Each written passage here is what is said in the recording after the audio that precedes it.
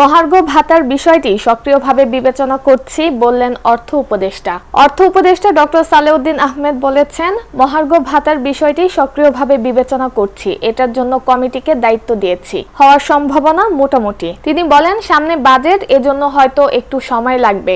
আমি ওয়ার্কআউট করে দেখি কখন থেকে দিতে পারবো, কত দিতে পারবো। মঙ্গলবার 20 মে সচিবালয়ে মন্ত্রিপরিষদ বিভাগের সম্মেলন কক্ষে সরকারি ক্রয় সংক্রান্ত উপদেষ্টা পরিষদ কমিটি ও অর্থনৈতিক বিষয়ক সংক্রান্ত উপদেষ্টা পরিষদ কমিটির বৈঠক শেষে সাংবাদিকদের এক প্রশ্নের জবাবে এসব কথা বলেন উপদেষ্টা।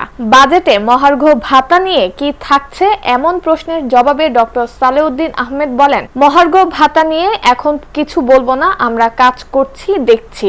এটা আমরা অ্যাক্টিভলি কনসিডার করছি, একটা কমিটিকে দায়িত্ব দিয়েছি, তারা কাজ করছেন, সেটা করে আমার কাছে দেবেন। 10 থেকে 15% একটা কথা শোনা যাচ্ছে, বিষয়টা কি এরকম জানতে চাইলে সালেউদ্দিন আহমেদ বলেন, আমি বিষয়টা ওয়ার্কআউট করছি, যখন ফাইনাল করব এরপর ক্যাবিনেটে যাবে, প্রধান উপদেষ্টা অনুমোদন দেবেন, তারপরে জানাতে পারবো। সরকারি চাকরিজীবীরা হতাশ হয়ে গেছেন এমন প্রশ্নের জবাবে তিনি বলেন, সেটা হওয়ার সুযোগ নেই, আমরা কনসিডার করব। তাহলে বলতে পারি সরকারি কর্মকর্তাদের জন্য সুখবর আছে। এমন প্রশ্নের জবাবে উপদেষ্টা বলেন, এমন কিছু বলার দরকার নেই, তবে আমরা বিবেচনা করব। স্থলবন্দর দিয়ে রপ্তানি বন্ধ করা হয়েছে, এর ফলে কি প্রভাব পড়তে পারে এবং সেই বিষয়ে কি পদক্ষেপ নেওয়া হবে জানতে চাইলে সালেউদ্দিন আহমেদ বলেন, আজকে বাণিজ্য মন্ত্রণালয়ের সঙ্গে আলোচনা করব, আমি তো এখনই বলতে পারবো না, ওনারা আসবে আমার কাছে কথা বলতে। অর্থ উপদেষ্টা বলেন, আতিউর রহমানের সময়ে দেখেছি চেয়ারম্যানরা কথা বলে, আমি এই করেছি সেই করেছি, আমি কিন্তু এগুলো অ্যালাউ করব না। এনবিআর যদি কিছু বলতে চায় বাইরে গিয়ে বলবে।